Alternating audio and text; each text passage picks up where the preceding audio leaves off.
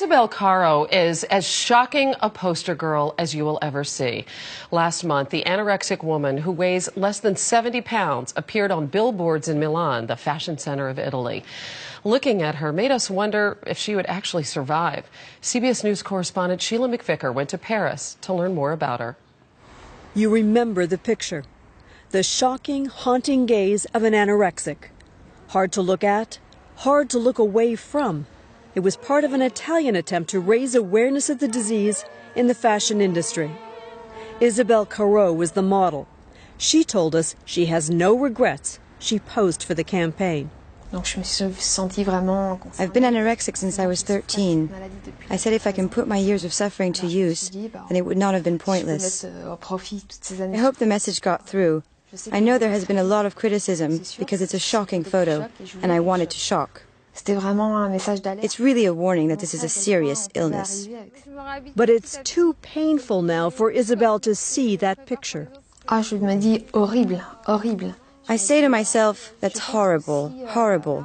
Are you worried that young girls suffering from anorexia might see that picture of you and think, I have to lose more, I have to lose more. Look at how beautiful she is like that. I must lose more.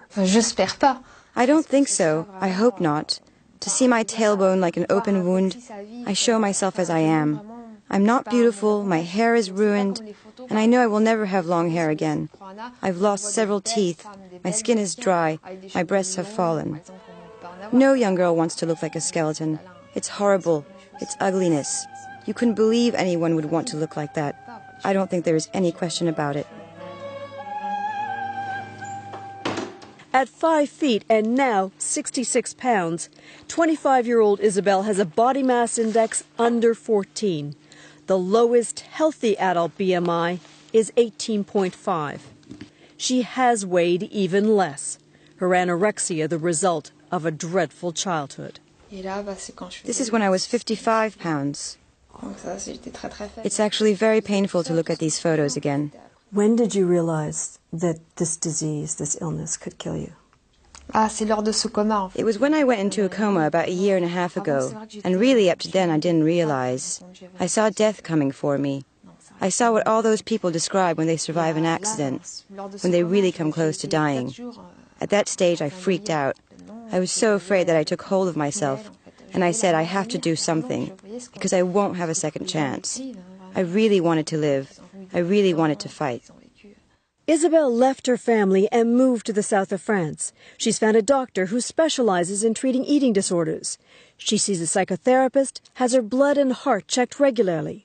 And slowly, slowly, she has begun to eat. How difficult was it to literally begin to eat again?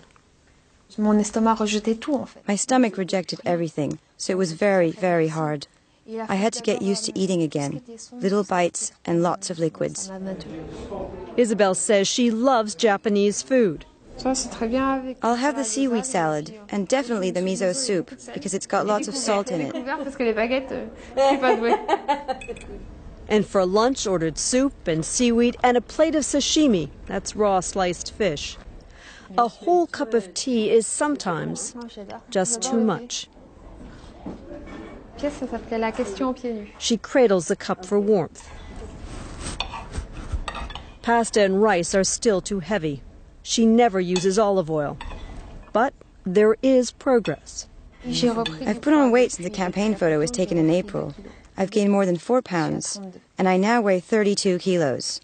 And that's a big success. You're 32 kilos now. That's about 66, 67 pounds, and that's a big success. Yes, it's definitely a big success. I haven't put on any weight since I was a teenager.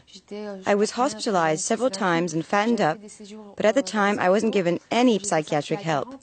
So 1 week later, I'd lose the weight all over again. Critics say that Isabel was too sick and not mentally competent to be able to agree to participate in the anti-anorexia campaign. She says it has helped her. Did your doctors think it was a good idea? I didn't really talk about it beforehand, but when he saw it, he said it would give me motivation to get better, to give me a project, and that was very good. For the first time in a long time, Isabel is beginning to have enough strength to believe she has a future. But there is still a long way to go. Tell me about the freckles on your face. Do you paint the freckles on your face? I do have freckles naturally, but I use makeup to accentuate them because I like to bring out my eyes. Because if someone is looking at my eyes, they are not looking at the rest of me.